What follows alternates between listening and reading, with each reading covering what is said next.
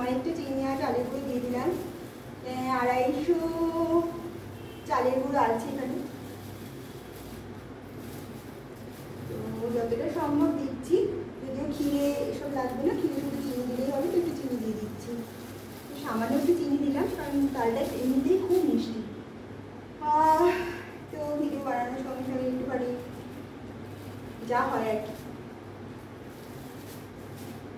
করলাম। এবার চিনিটা মিশিয়ে দিচ্ছি, এবার সাথে সাথে চিনি আর একটু চিনি দিচ্ছি, চিনি দিয়ে দিলাম। তারপর এবার এটাকে আমি মাখছি। অনেকে কলা দেয়, তো কলাও আছে, আর এর সঙ্গে একটু কলাও মিশিয়ে দেবো।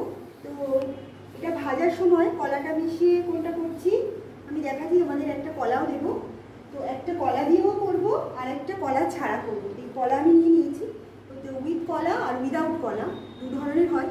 তো আমি কলা দিয়েও করবো একটা, আর মানে এই জিনিসটাই শুধু কলা একটু মেখে দেবো।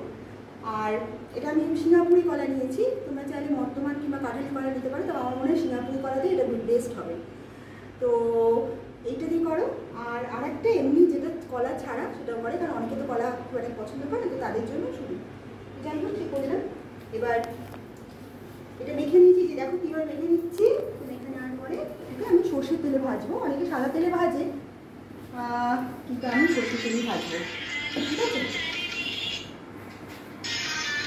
তো আমার চালের বড়াটা হয়ে গেল, প্রিপারেশন করা হয়ে গেছে। প্রিপারেশন যখন করা হয়ে গেছে, এবার আমি এটাকে ভাজবো। তো যখন ভাজবো, ভাজার পরে কী হলো সেটার জন্য কিন্তু আমার পরবর্তী ভিডিওটাকে চলে আসতে হবে। ততক্ষণের জন্য আবার পরবর্তী ভিডিওতে তোমাদের সাথে দেখা হবে, ঠিক আছে?